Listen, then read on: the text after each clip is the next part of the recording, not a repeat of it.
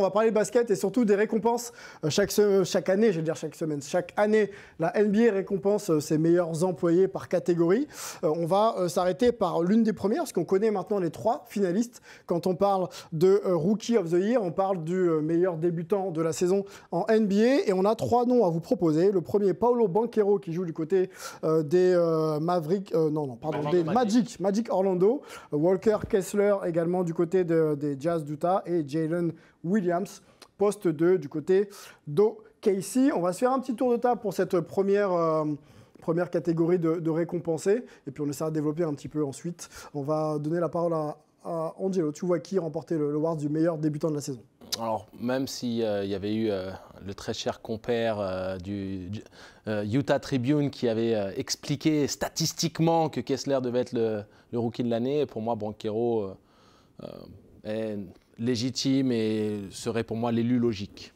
Banchero pour Angelo. Paul? Banchero également, c'est une évidence. Je crois que c'est même le premier rookie depuis près de 30 ans à avoir de telles statistiques. Il n'y a que Doncic et Blake Griffin qui avaient fait aussi fort. Donc je pense que c'est une évidence, même si c'est vrai que Kessler est pas mal. Fait une bonne saison. Je trouve qu'il monte en puissance. Surprenant, ouais. Inattendu. Melvin, Banchero, Walker Kessler ou Jalen Williams? Banchero sans la moindre hésitation, mais je trouve surprenant que personne n'ait mentionné encore Jalen Williams qui a fait une super saison à OKC alors qu'il n'était pas du tout attendu à ce niveau-là. Antoine, tu irais vers qui? Banchero ou Walker Kessler ou Jalen Williams? Je vais te dire que Banchero, il est plus bankable en plus, donc c'est pour ça que ça paraît être une vraie évidence, qu'il a été vraiment mis en avant dans son équipe avec le plus gros rôle, tout jeu passe par lui, c'est pour ça qu'il fait d'énormes stats, et c'était d'ailleurs l'objectif de la saison, puisque le Magic ne visait rien d'autre. Par contre, je vais quand même prendre la défense d'Andy Larson du Salt Lake Tribune. Il a voté Kessler parce que, alors pas sur les stats basiques, mais sur les stats avancées, effectivement, et sur notamment l'impact sur la victoire de son équipe, Kessler a juste été plus performant. Ouais, mais alors, je suis désolé, mais Antoine, il a mis Banchero 3e tout de même. C'est-à-dire, c'est pas juste qu'il a mis Kessler premier, c'est qu'il met Banchero 3e. Donc, de mettre Kessler en premier pour des raisons statistiques qui peuvent s'entendre, mais derrière, de mettre Banchero 3e derrière Williams, ça reste tout de même pour moi le petit aspect qui fait qu'on puisse remettre en question un peu son jugement aussi.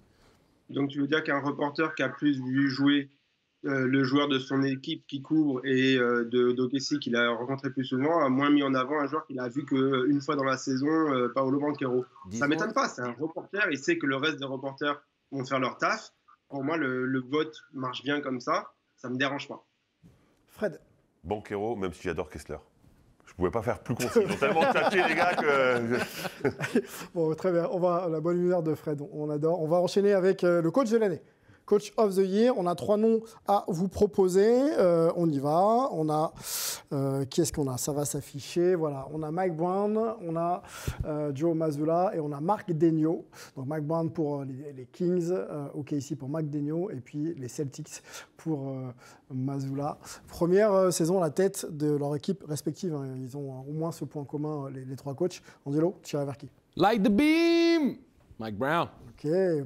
Paul? Difficile de dire autre chose que Mike Brown qui ramène les Kings pour la première fois en playoff depuis 17 ans. Rien que pour ça, respect. Ok, je m'attendais aux Celtics, mais non, on ne peut pas. Non, il ne connaît pas. Ok. Melvin? Mike Brown également. À noter toutefois que Mark Daigneault, ce n'est pas sa première saison à la tête d'OKC. Ça fait déjà, je crois que c'est la 2e saison. Très bien. Ils ont tous les 3 fait un job magnifique, mais c'est vrai que Mike Brown a complètement changé la culture de la loose de Sacramento. On se rappelle, ça fait 16 ans qu'ils n'étaient pas en play-off. Mais plus que ça, il a vraiment réussi à construire une identité de jeu des 2 côtés du terrain. Et ils ne sont pas 3e de la conférence Ouest pour rien. Et on voit qu'il fait le taf également contre son ancienne équipe, les Warriors, chez qui il était l'assistant de Steve Kerr depuis les 2 premiers matchs des play-offs. On va parler des Kings un petit peu après, parce qu'on a un petit cadeau à vous offrir concernant cette équipe qui retrouve les playoffs depuis un certain temps. Gardons la date pour nous, messieurs. On continue avec Antoine, sur le choix du coach de l'année. Je ne vais pas être très original, c'est Mike Brown. Non seulement c'est le fait que ce soit sa première année avec les Kings, mais c'est aussi le côté